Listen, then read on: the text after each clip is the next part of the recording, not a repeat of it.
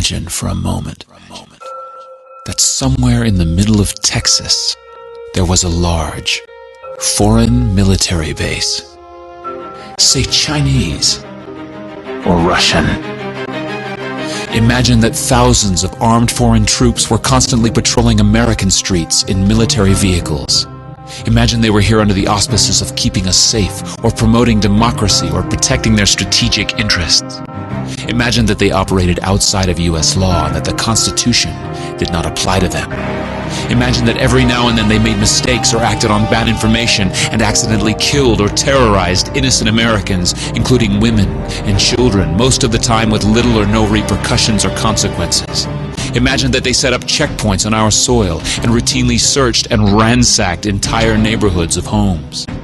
Imagine if Americans were fearful of these foreign troops and overwhelmingly thought America would be better off without their presence.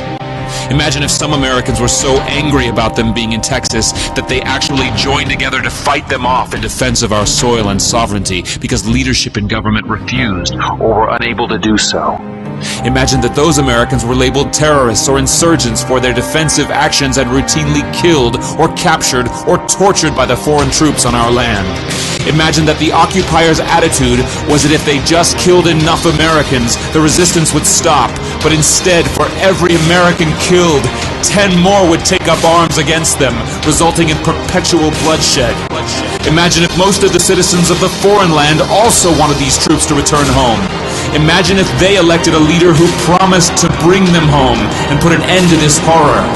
Imagine if that leader changed his mind once he took office. The reality is that our military presence on foreign soil is as offensive to the people that live there as armed Chinese troops would be if they were stationed in Texas.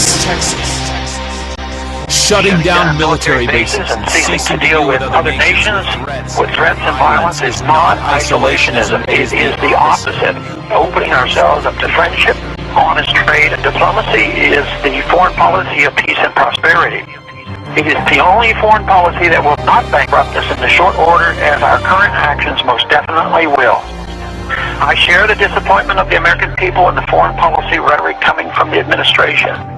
The sad thing is, our foreign policy will change eventually, as Rome's did, when all budgetary and monetary tricks to fund it are exhausted.